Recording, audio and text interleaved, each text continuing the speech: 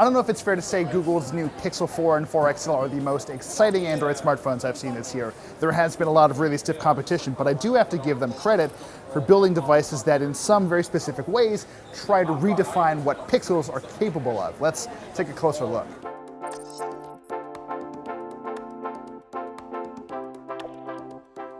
First off, we really need to quickly talk about this design. It's pretty utilitarian in the way that Pixels generally are, but there are a couple changes here. The black model, if you happen to like that one, that comes solely in a sort of glossy piano black finish. The white and the orange actually feel matte on the back.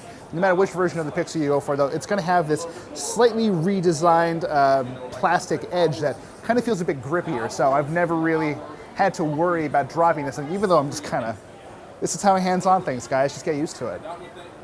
Now, there are a couple of design changes here to keep in mind, like the redesigned camera square on the back, but let's talk about the front first. Both of these phones use a 19:9 so-called smooth display because they can ramp up the refresh rate from 60 to 90 hertz in specific situations when the phone thinks that's necessary.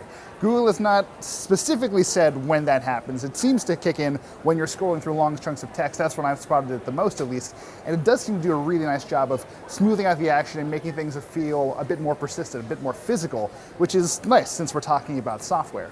And I'm sure you've already noticed what's above the screen, this big forehead. Google has ditched the notch entirely this year because it's using that extra space for the solely radar chip.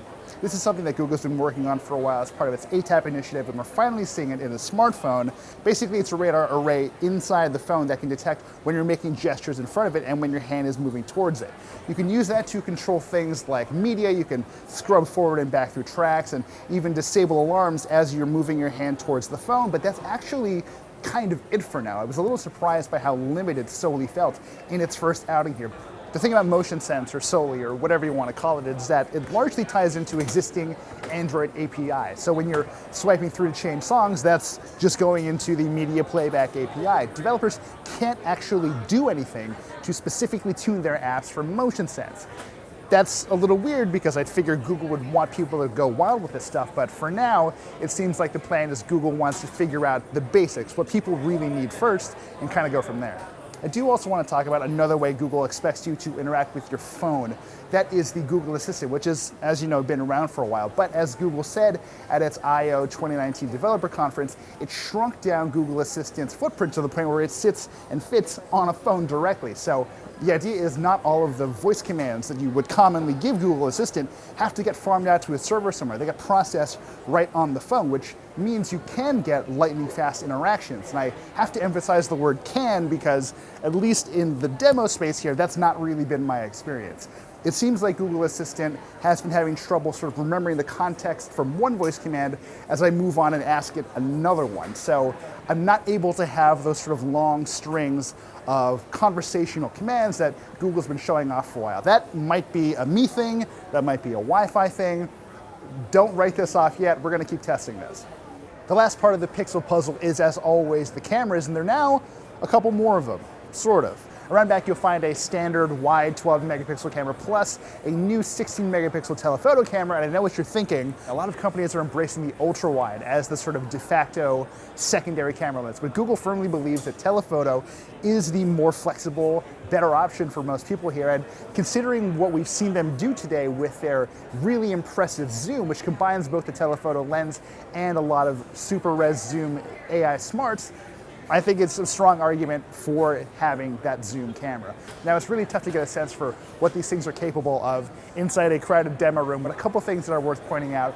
Smart HDR does seem to work a little bit better, and more importantly, when you're shooting with the camera itself, you now have a sense of what that HDR Plus is doing to your photo in real time. It's called Live HDR Plus. It just wasn't really possible considering the horsepower available in earlier Pixels, but it does give you a better sense of what your next photo will actually look like. And considering how we all tend to just sort of shoot and assume that what we see is what we get, that's probably a step in the right direction. There are now also new changes to portrait mode, like sliders, which now allow you to change the level of light and dark saturation happening in the background of your photos.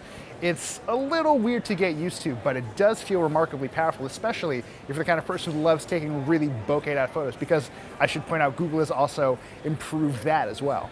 And there are also updates to night sight, which allow you to do really impressive astrophotography. The phone can sense when it's sitting still and enable long exposures, but either way, it's getting 9 exposures at once that are slightly underexposed and compensating them, and there's a whole lot of things going on here that frankly will take more than 30 seconds to dig through. So stay tuned for a closer look at our full review once we've got that going. All told, it's way too early to draw any strong conclusions about the Pixel 4 and the Pixel 4 XL. They're definitely a step in a different direction for Google, and that's gonna raise some people's hackles. Not everyone's gonna love what's happening here, but I think it's fair to say that Google is not quite content with the Pixel formula as it was. It knows Pixels can be more, and if nothing else, these phones are a first step down that new path.